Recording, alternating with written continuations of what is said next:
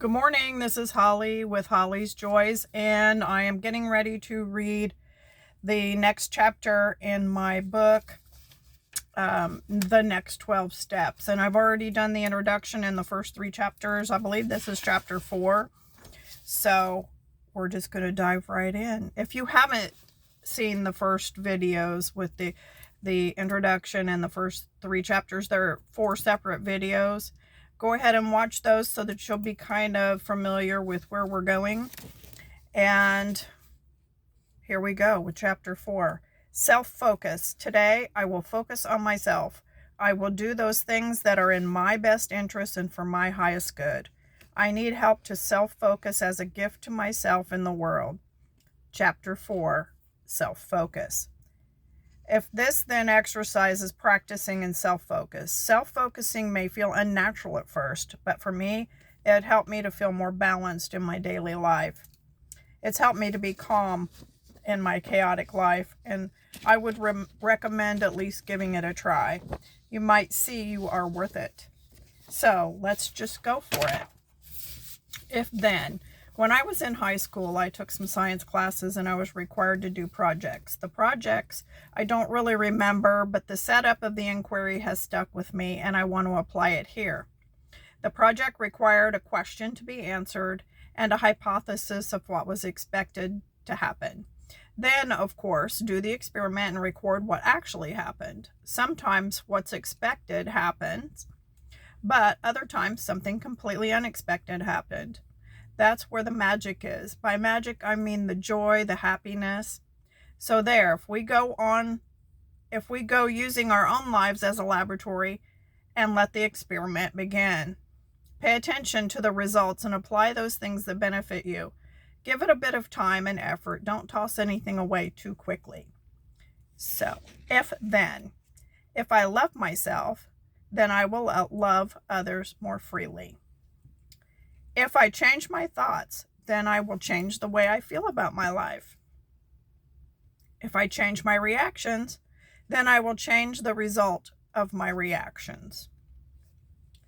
If I trust God has my best interest in mind, then I will trust the result is for my highest good.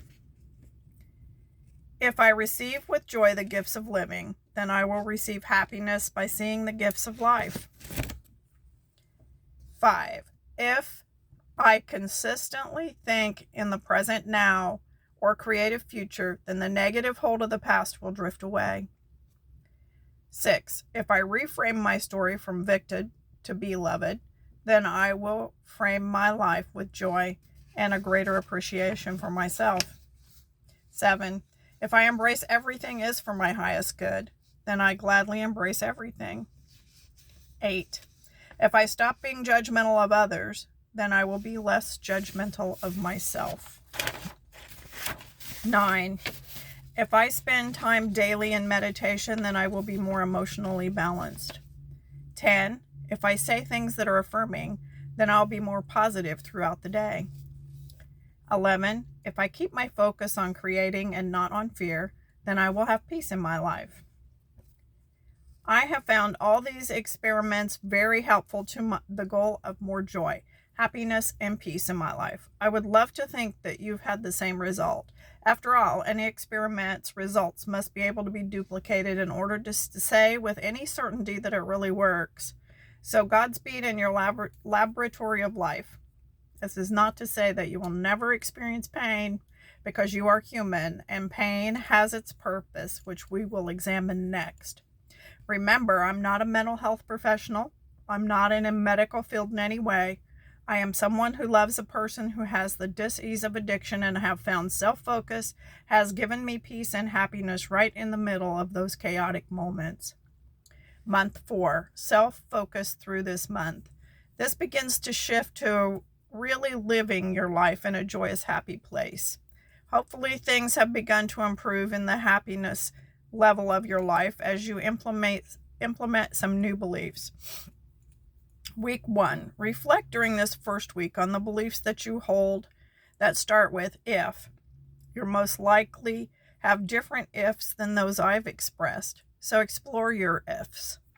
Week 2. Did you discover any ifs in your beliefs that you would like to change? Self-awareness around this if-then experiment shows where the connections are most prominent. So just keep paying attention to yourself. Week 3. Once you've identified a couple of areas you'd like to improve, then start to notice when those thoughts arise throughout each day. As you notice this, then you can begin to make some adjustments. Week 4, the review week. Number 1, use your life as a laboratory to experiment with your self-focus. 2, remember the goal is to find joy and happiness in life no matter the circumstances. 3, give yourself loads of love and grace. 4, keep trying and experimenting until you find what works for you. Only for you. So finding what keeps you in balance and peace of frame of mind may benefit from boundaries. Let's talk about boundaries next. Now, I do want to say that when I went through the if-thens, I may have got my numbers a little bit wonky, but that's okay because this is still an in-progress work. So, I hope those help you out as they have helped me, and I continue to self-focus, and I'm really finding it a worthwhile endeavor. So, may you have a wonderful day of self-focus, and I'll see you next time for Chapter 5. Bye.